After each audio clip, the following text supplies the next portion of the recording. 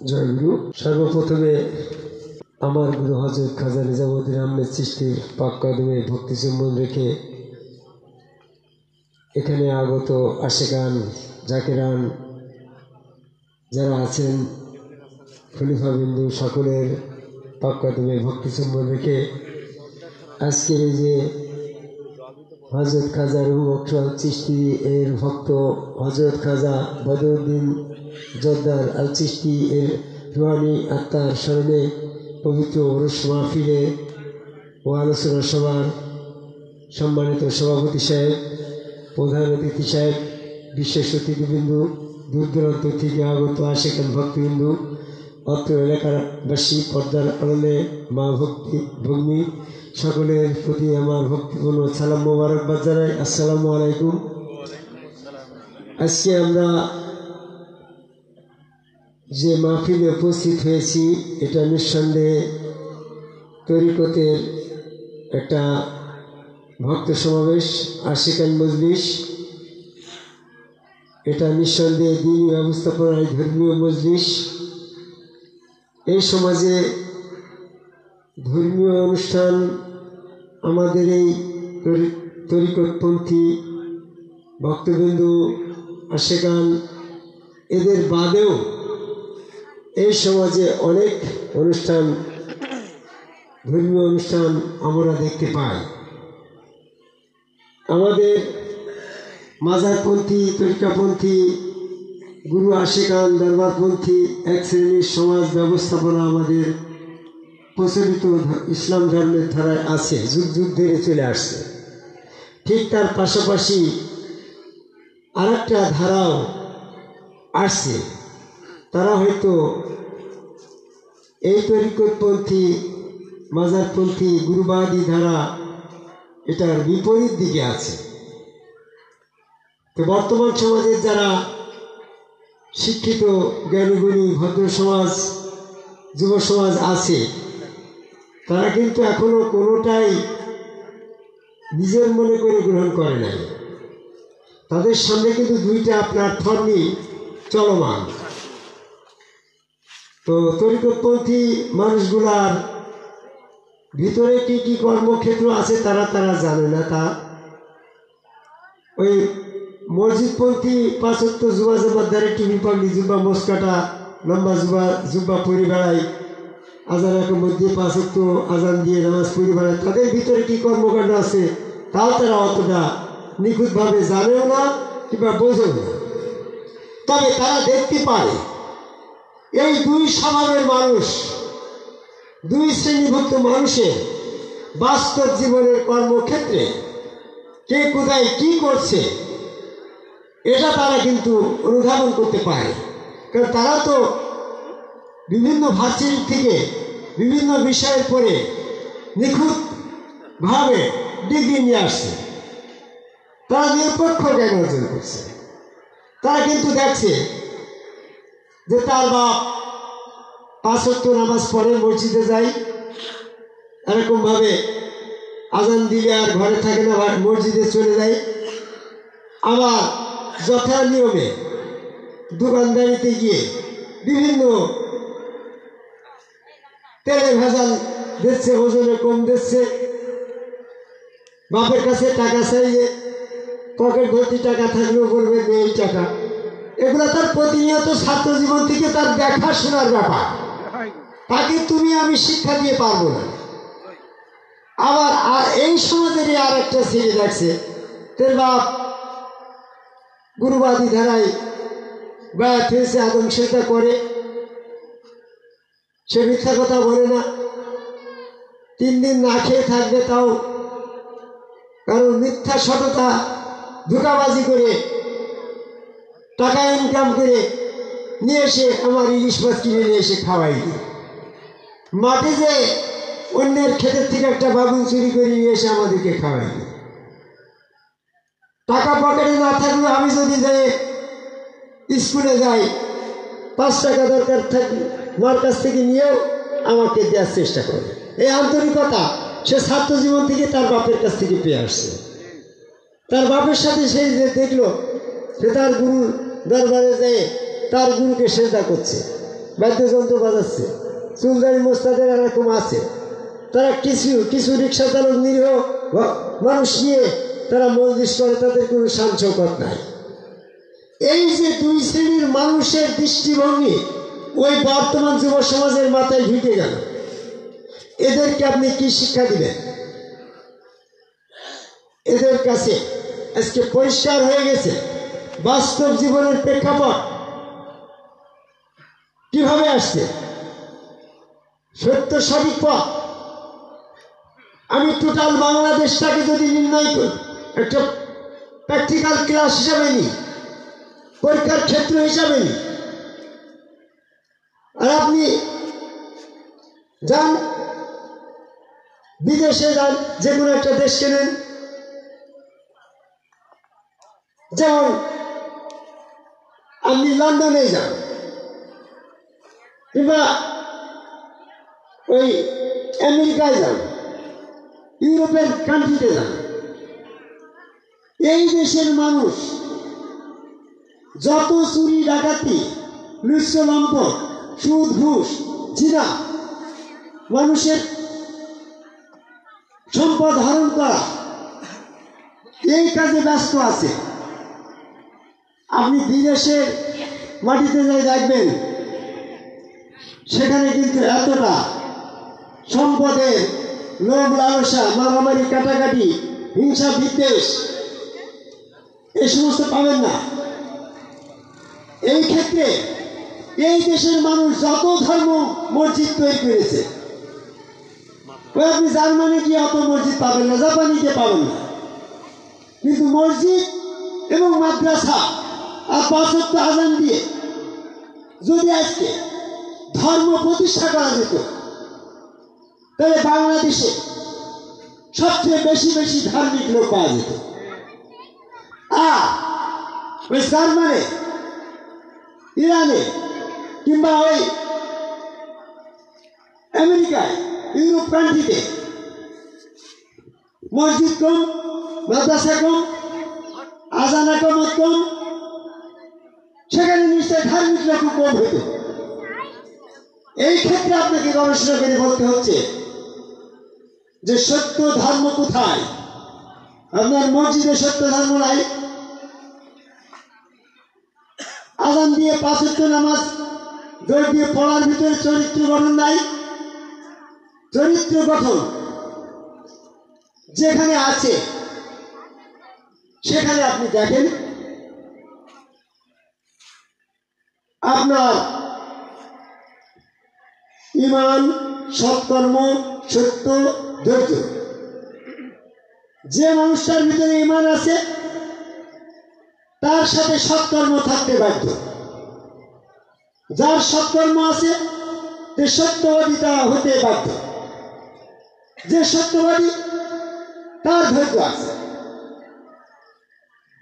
এই জন্য কোরআনে সূরা আসরে বলছে, নিশ্চয়ই ঈমান, সৎকর্ম, সত্যবাদিতা এবং ধৈর্য ব্যতীত সকল মানুষ ক্ষতিগ্রস্ত আছে। আপনি বিদেশে যান, আপনার ছেলেটা বিদেশ থেকে আসছে, সেখানে বলতে আমাদের সেই দেশে কোনো মানুষের সাথে হিংসা হিংসি নাই, কারো সম্পদ নিয়ে চুরি ডাকাতি নাই, মিথ্যা বানোয়াট কিছু নাই, তারা সত্য ছাড়া মিথ্যা বলে না, তাদের ভিতরে ধৈর্য আছে, তাদের ভিতরে সৎকর্ম আছে, তাদের নিশ্চয় তাদের ভিতরে ঈমান আছে। আমি চ্যালেঞ্জ করে বলতে পারি, বর্তমানে যারা আদমকায় আল্লাহকে সেজদা করছে,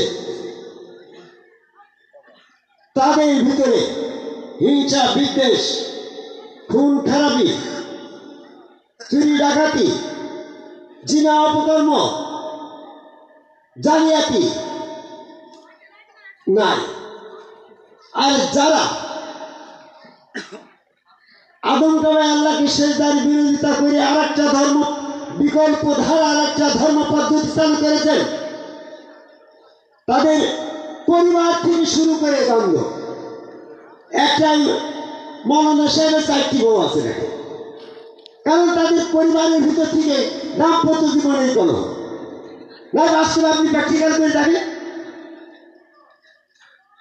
যারা আদমকামের সেজদা বিরোধী তারা হাজী সাহেব, তাদের সমাজে বিভিন্ন জায়গায় জমি জায়গা নিয়ে দ্বন্দ্ব, ক্ষমতা নিয়ে দ্বন্দ্ব, ভাই ভাইয়ের দ্বন্দ্ব, হিংসা বিদ্বেষ, সামাজিক নিম্ন স্তর থেকে ঊর্ধ্ব পর্যায়ে পর্যন্ত কোনো জায়গায় তাদের হস্তক্ষেপ ছাড়া কোনো কাজ হয় না। তাহলে তারা নিশ্চয়ই সত্যের সাথে নেই। এই সমাজ ব্যবস্থা একরকম, কর্মক্ষেত্র একরকম, অসৎকর্মের সাথে জড়িত। আর আদমকামায় সেজদাকারী কিছু রিক্সা চালক, সাধারণ দিন মজুরি খেটে খাওয়া চুলদারি মশালা, এই নিরীহ মানুষগুলা অসৎকর্মের সাথে যুক্ত নয়, তারা সৎ জীবনযাপন করছে। এই দুইটা প্ল্যাটফর্মকে আমি আপনাদের সামনে তুলে ধরলাম। বর্তমান যুব সমাজ, আপনার হতে পারে আপনার বাপ তরিকতপন্থী, হতে পারে আপনার বাপ মসজিদের ইমাম সাহেব, কিন্তু আপনারা দুইজনই এই যুব সমাজকে, ধর্মীয় সমাজকে পরিবর্তন করার একটা মিডিয়া, একটা মাধ্যম, একটা শক্তি। আপনারা শক্তি, আপনাদের জ্ঞান বিবেচনা দিয়ে এই সমাজকে পরিবর্তন করেন। What is the cause of this fact? explanation theory, এই দ্বিজাতি তত্ত্বের কারণটা কি?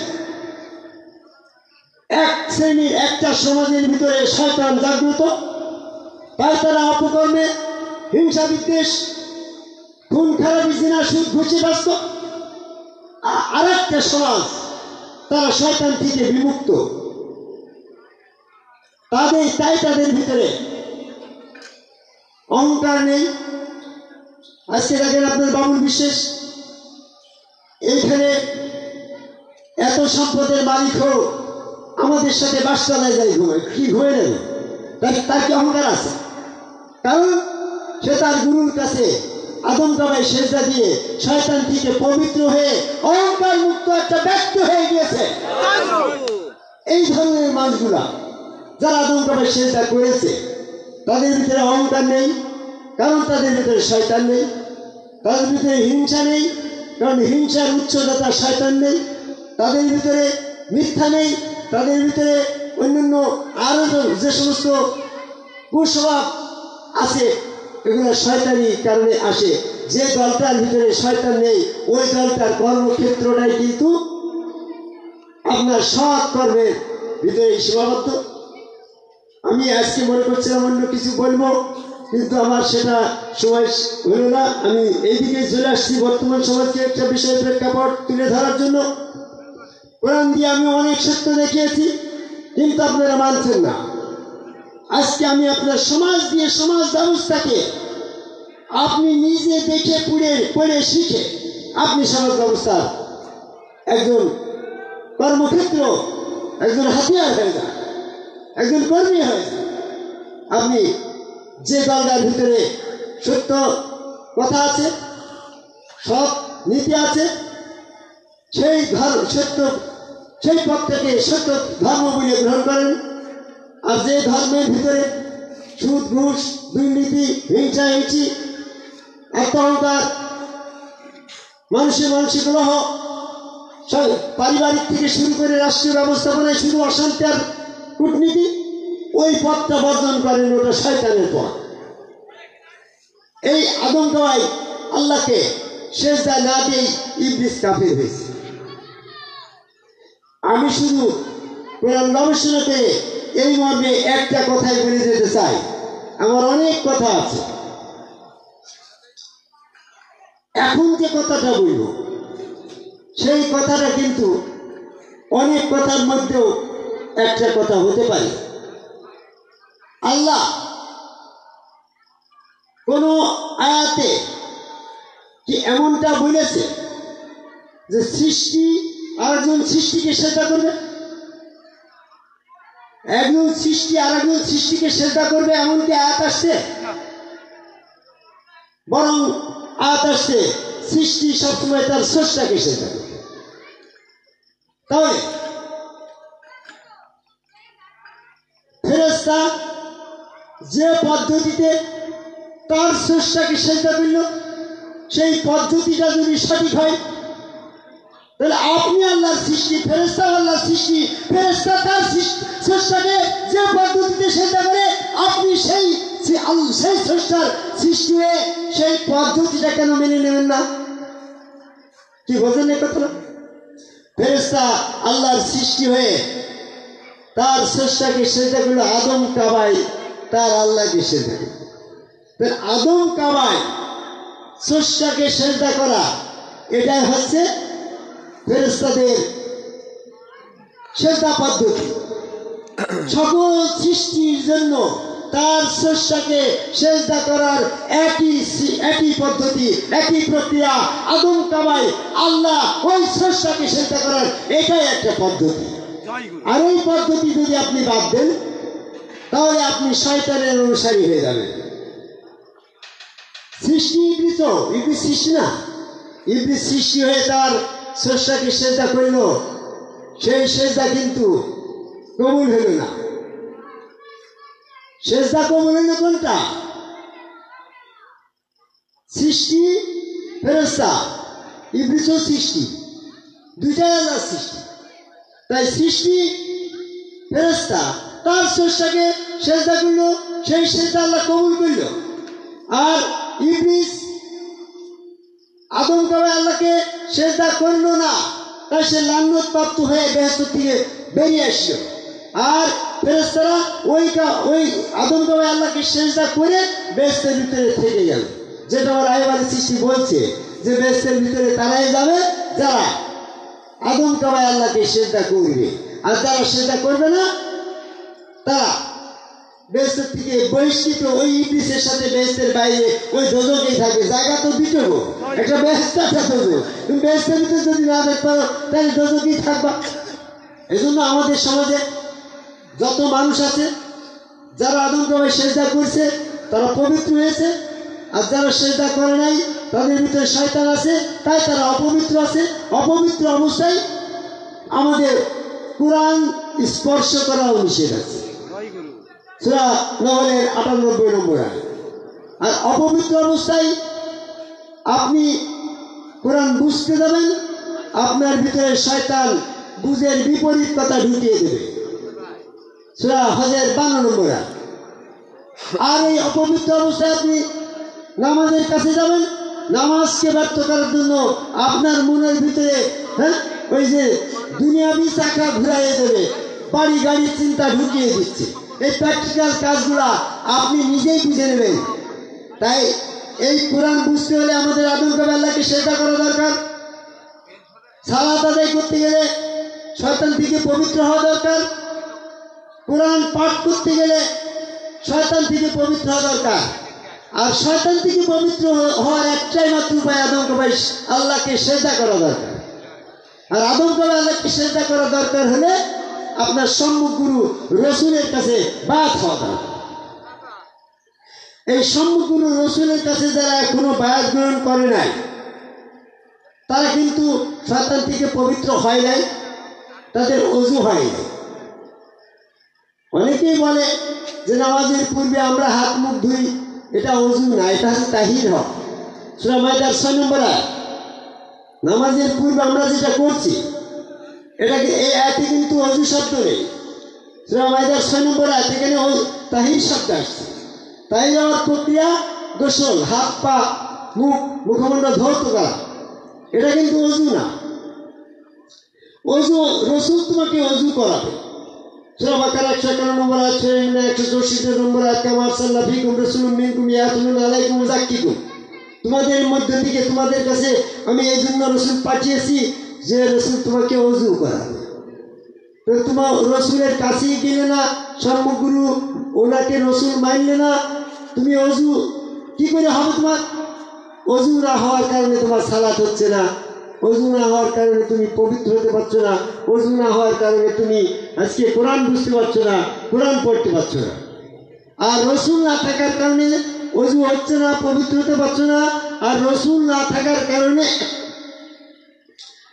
তোমার আল্লাহ পাকের ভালোবাসা হচ্ছে না। কারণ আল্লাহ তো নিজে বলছে, কুল ইন কুনতুম তুহিব্বুনাল্লাহ যদি তুমি একে আল্লাহকে ভালোবাসতে চাও ফাতাবিউনি, আমার অনুসরণ করো। তাহলে আমার বলতে একটা ব্যক্তি তো এই সমাজে থেকেই তো এই এক পাঠ করবে, পাঠ করে বলবে ফাতাবিউনি, আমার আমার আমার কথাটা কে বলছে? ওই কাবাঘরে যাই, কাবাঘর বলছে নাকি তুমি যদি আল্লাহ ভালোবাসো তাহলে আমি কাবাঘরে আমার অনুসরণ করে বলছে? ইট পাথরের তৈরি মসজিদ কি বলছে যে যদি তুমি আল্লাহকে ভালোবাসো তাহলে আমার অনুসরণ করো? ও কি কথা বলতে পারে না? এই জন্য ওই কোরআন, যে কোরআনের পুস্তক যেটা, ওটাও কিন্তু বলতে পারছে না যদি তুমি আল্লাহ ভালোবাসো, আল্লাহকে ভালোবাসো তাহলে আমার অনুসরণ করো, ও কিন্তু কথা বলতে পারছে না।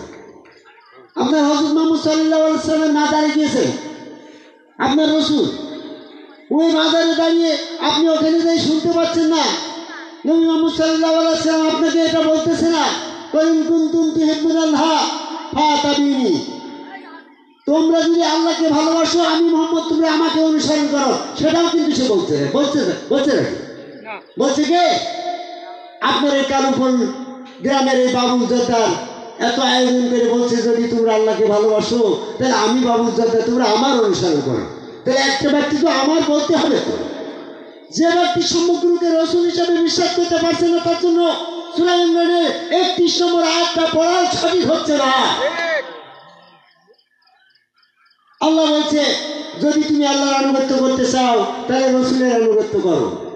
তাহলে রাসূল যদি রাসূলের আনুগত্য করো, ওই মুহাম্মদ সাল্লাল্লাহু আলাইহি ওয়াসাল্লাম আমাদের রাসূল, ওখানে যে উনি কেবল বলছে যে তো তোমরা আমার আনুগত্য করো, উনি মাজারের তিমিটা এসে বলছে নাকি? বরং বাবুল জর্দার বলছে যদি তোমরা আল্লাহর আনুগত্য করতে চাও তাহলে আমি রাসূলের আনুগত্য করো। সূরা নিসার 80 নম্বর আয়াত, যে ব্যক্তি রাসূলের আনুগত্য করলো সে তো আল্লাহর আনুগত্য করলো। তাহলে এখানে বাবুল জর্দারের কথার আয়াত আসছে।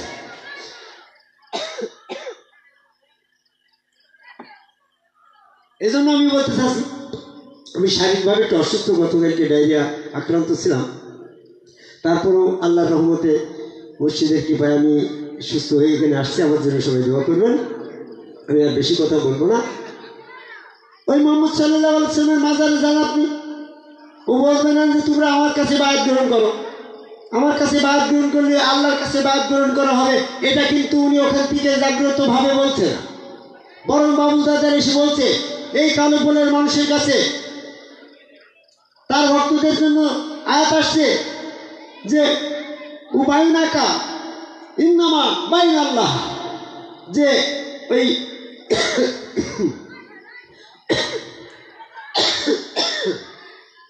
বাবুল জর্দারের কাছে বায়াত গ্রহণ করলো সে তো রাসূল নাকি?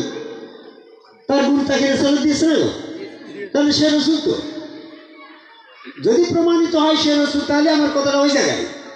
সে যখন রাসূল প্রমাণিত, তার গুরুর সাক্ষ্য দিচ্ছে, তাহলে সেখানে যারা বায়াত গ্রহণ করলো তারা তো আল্লাহর কাছেই বায়াত গ্রহণ করলো। ওই হাতের পরে আল্লাহর হাত, সেখানে আয়াত আসছে সূরা ফাতির 10 নম্বর আয়াত। এভাবে বলতে গেলে সময় লাগবে। আমি শুধু এতটুকুই বলতে চাচ্ছি যে সমস্ত কিছুর মিডিয়া হচ্ছে রাসূল, তাই তো? আল্লাহ পাকের দ্বীনি ব্যবস্থা করার ক্ষেত্রে রাসূল বাদে কোনো মিডিয়া ব্যবস্থা আছে নাকি? আল্লাহকে সিজদা করবা, তাও আদমকে সিজদার মাধ্যমে আল্লাহকে সিজদা। তাহলে আল্লাহর নাম জপনের ব্যবস্থা কি হবে? সব কিছু আল্লাহ বলল যদি তুমি আমাকে ভালোবাসতে চাও তাহলে রাসূল, আমার আনুগত্য করতে চাও তাও সেটা রাসূল, আমার কাছে বায়াত হতে চাও তাও সেটার মাধ্যমে রাসূল, আমার কাছে আমার সশরীরে আমার সিজদা করতে চাও তাও সেটা রাসূলকে করো। আল্লাহর হাতে যদি হাত রাখতে চাও তার রাসূলের হাতে হাত রাখো। এরকম ভাবে যদি কেউ আল্লাহ দেখতে চাও তো রাসূল সাথে আল্লাহ দেখে নাও। এর সমস্ত কিছু দেখাশোনা যদি আল্লাহর ব্যাপারে সব রাসূলই হয়। আমি আপনাদের কাছে জিজ্ঞাসা করি, তাহলে আল্লাহ পাকের নাম জপ না দেখানো ডাইরেক্ট আল্লাহ আল্লাহ হবে? এখানে তো একটা রাসূলকে যে রাসূলের নাম জপনা করলো সে আল্লাহর নাম জপনা করলে এরকমই তো হওয়ার কথা। ফর্মুলায় তো তাই পড়ে, A+B² ফর্মুলায় পড়ে না। সব কিছু।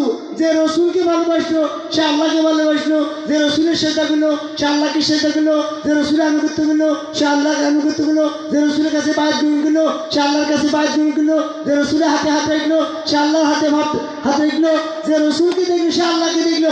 এত কথাটা যদি ফর্মুলায় পড়ে রসুলের নামটা বললে সে আল্লাহ বললো। এই জন্য আমার গুরু রসুল আমি জয় গুরু বলি, মানে আমার আল্লাহরই জয় দিই। এই জন্য বাবারা, যদি আমি জয় গুরু না বলি তাহলে আমার আল্লাহ খুশি হচ্ছে না। রসুলের না আনুগত্য করে আল্লাহ আনুগত্য কবুল করছে না, রসুলকে সেজদা না করে ইবলিসের সেজদা আল্লাহ কবুল করছে না, রসুলের নামে জয় না দিলে আল্লাহ আপনার জয় আলহামদুলিল্লাহ কবুল করছে না। তাই আলহামদুলিল্লাহ যদি বলা লাগে তাহলে জয় গুরু বলার মাধ্যমে আলহামদুলিল্লাহ বলেন। আজকের পরিসরে আমি আর বেশি কিছু বলতে চাচ্ছি না। এই ব্যাপারে অনেক কথা আমি বলেছি যে আমি যদি রসুল বাদ দিই তাহলে আল্লাহ পাকের অনেক কথা ব্যর্থ হয়ে যায়। আমি রসুলকে বাদ দিলে নিজেই শয়তান হয়ে যাই, আর রসুলকে আমি বাদ দিব না এটা আমার ইমানি শক্তি। রসুলকে বাদ দিতে গেলে আমি শয়তান হয়ে যাব। রসুলকে বাদ দিয়ে যদি আমি আল্লাহকে ভালোবাসতে যাই, সূরা ইমরানের 81 নম্বর আয়াতটা ব্যর্থ হয়। রসুলকে বাদ দিয়ে যদি আমি আল্লাহর আনুগত্য করতে যাই, সূরা নিসার 80 নম্বর আয়াতটা ব্যর্থ হয়। রসুলকে বাদ দিয়ে যদি আমি আল্লাহকে সেজদা করতে যাই তাহলে ওয়াসজুদু আদম সেজদার আয়াতগুলো ব্যর্থ হয়। রসুলকে বাদ দিয়ে যদি আমি আল্লাহর কাছে বায়াত গ্রহণ করতে চাই তাহলে সূরা আল ফাতির 10 নম্বর আয়াতটা ব্যর্থ হয়। রসুলকে বাদ দিয়ে যদি আমি সক্রিয় আল্লাহকে খুঁজতে যাই তাহলে সূরা আনফালের 17 নম্বর আয়াতটা ব্যর্থ হয়। এই জন্য রসুলকে বাদ দিয়ে যদি আমি আল্লাহ খুঁজতে যাই, বুঝতে যাই, আল্লাহ আল্লাহ করতে যাই তাহলে আমার এতগুলো আয়াত ব্যর্থ হয়। এই জন্য আমি কখনোই রসুলকে বাদ দিয়ে আল্লাহর পথে যাব না। আর রসুলকে বাদ দিয়ে যখন আমি আল্লাহর পথে যাব না তাহলে আমি আল্লাহর নাম জপনা কিভাবে করব? সূরা ইউনূসের 106 নম্বর আয়াত, যে আল্লাহকে বাদে তুমি কাউকে ডেকো না। তাহলে আমার যখন রসুলকে বাদ দেবো না বলি তো আমি অনেকগুলো আয়াত একসাথে পেয়ে ফেলেছি। কারণ এই যদি আমি রসুলকে বাদ দিই তাহলে কোরআনের এতগুলো আয়াত ব্যর্থ হয়। আর আল্লাহ পাকের একটা আয়াতের উদ্দেশ্যে ব্যর্থ করলে তার জন্য কঠিন শাস্তি জাহান্নাম। সূরা হজের 51 নম্বর আয়াত।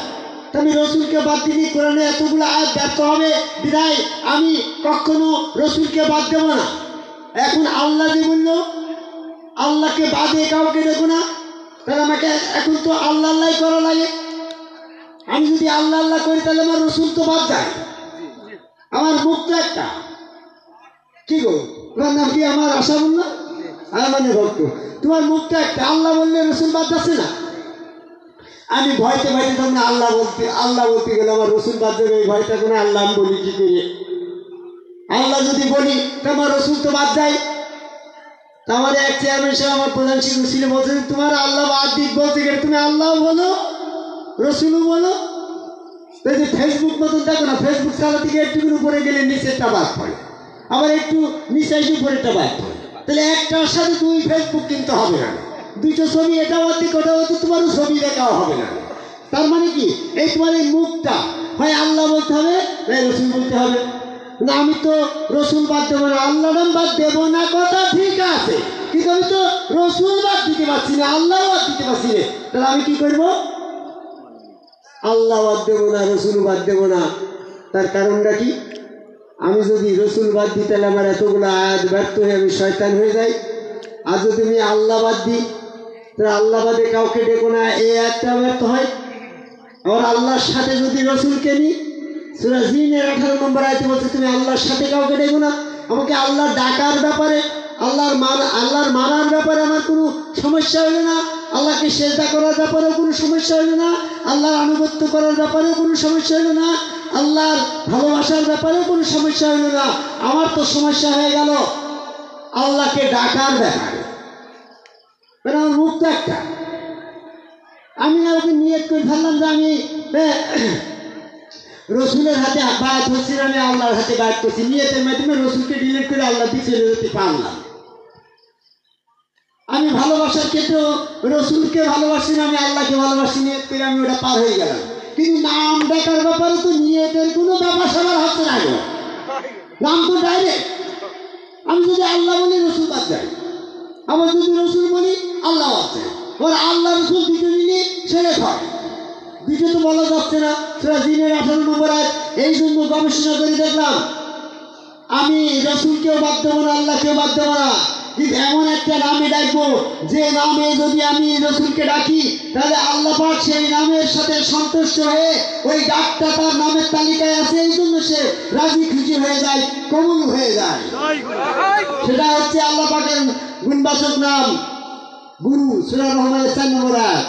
আর রসুলের গুণবাচক নাম গুরু, সূরা বাকারার 151 নম্বর আয়াত। আমি যদি নিয়ে চাই করি গুরু তো বলছি রাখি গো, গুরু বললে কিন্তু আল্লাহ শুনে ফেললো, কান তো আল্লাহর কালা না, আল্লাহ তো শুনছে না।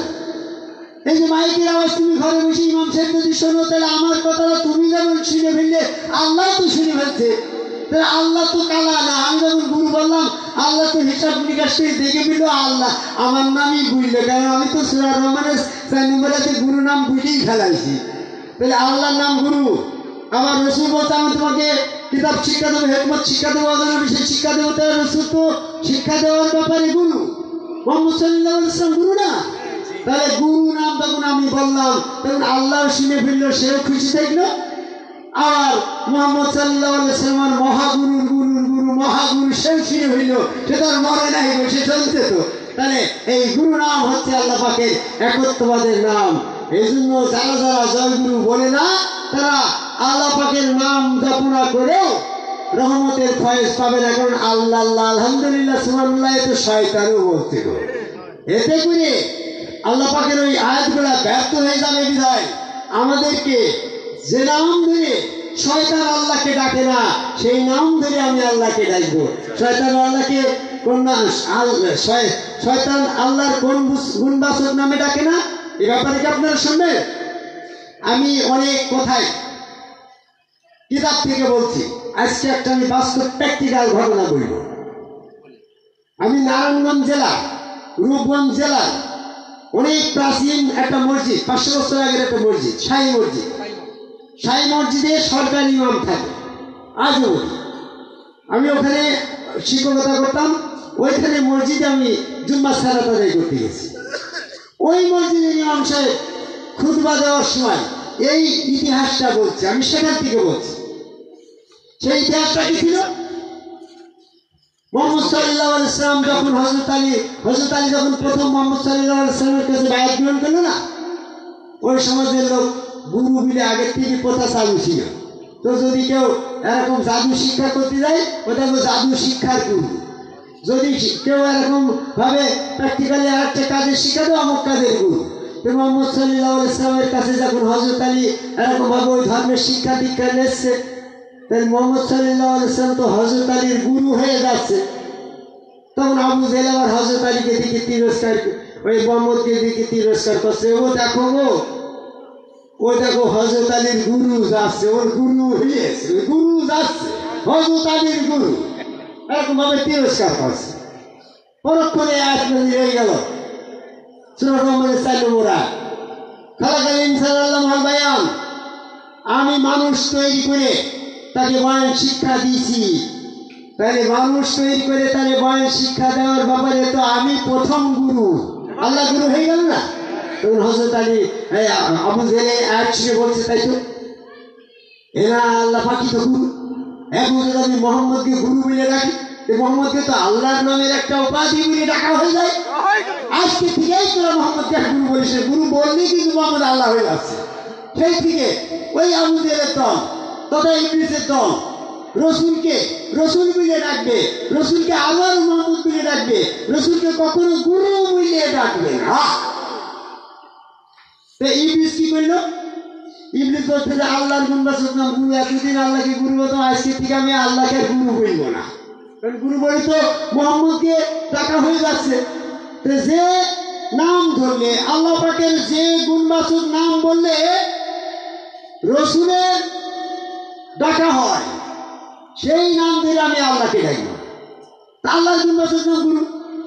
আর রসুলের গুণবাচক নাম গুরু।